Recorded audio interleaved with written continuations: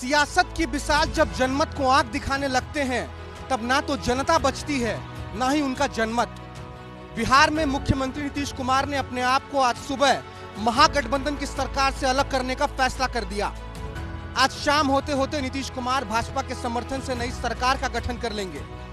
लेकिन पिछले 4 सालों में बिहार में मुख्यमंत्री नीतीश कुमार ने जिस तरीके का राजनीतिक नाटक किया है, अगर उसको देखते हुए आप इस निष्कर्ष पर पहुंच रहे हैं कि इस फैसले के बाद नीतीश कुमार का राजनीतिक भविष्य अधर में लटक जाएगा, तो आप बहुत बड़ी गलतफहमी में हैं।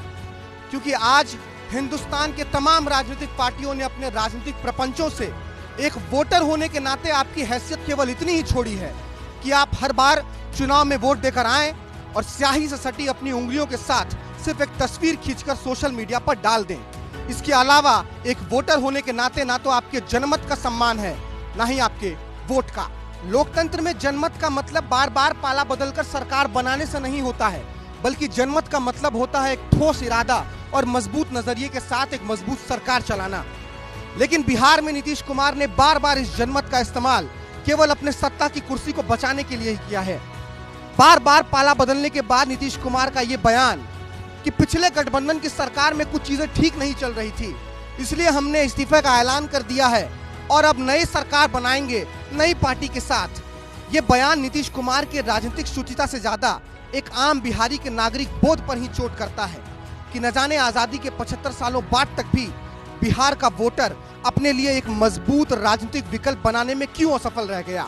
यह बिहार के नागरिक की असफलता ही है कि गाहे बगाहे नीतीश कुमार 90 के दशक के टिमटिमाते डालतेन के लौ और राष्ट्रवादी भाजपा के कमल के फूल के बीच अपना तीर सत्ता के निशाने पर साध देते हैं और फिर वही पुरानी रीत, सुबह इस्तीफा और शाम तक शपथ ग्रहण। लेकिन विडंबना देखिए, जिन मजदूर, किसान, शोषित, वंचित और बेरोजगारों का हवाला देकर बिहार में आज सत्ता का खेल चल रहा है, आज उन तमाम राजनीतिक आकाओं को इस बात की कोई फिक्र नहीं है कि उनके फैसले से एक आम बिहारी के राजनीतिक और व्यक्तिगत स्वाभिमान पर क्या असर होगा।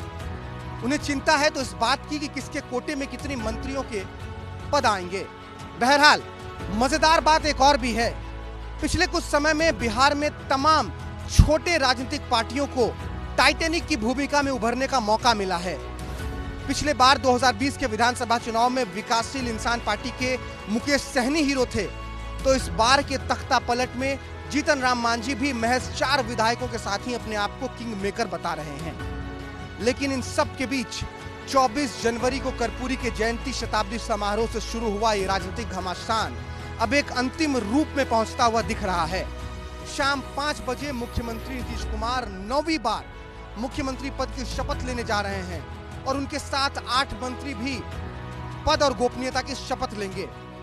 एक राजनीतिक विडंबना का जीता जागता उदाहरण यह भी है कि सम्राट चौधरी, बीजेपी के प्रदेश अध्यक्ष, जिसको कि भारतीय जनता पार्टी ने अपना उप मुख्यमंत्री बनाया है, उन्होंने कभी ये कसम खाई थी कि जब तक वो नीतीश कुमार को सत्ता से उखाड़ कर नहीं फेंक देंगे, वो अपने सर पर बंधे पाग को नहीं खोलेंगे। और आज अपने सर पर बंधे पगड़ी के साथ ही सम्राट चौधरी नीतीश कुमार के साथ मुख्यमंत्री पद की शपथ लेंगे।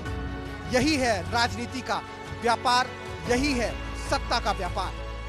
लेकिन अब लगता है कि बिहार की यही रीत हो चली है, कभी इस पार तो कभी उस पार। इस बार मांझी की पतवार है, लेकिन सत्ता का वही पुराना व्यापार। वीडियो जर्नलिस्ट राजा राम के साथ भारत सूरज, विस्तार न्यूज।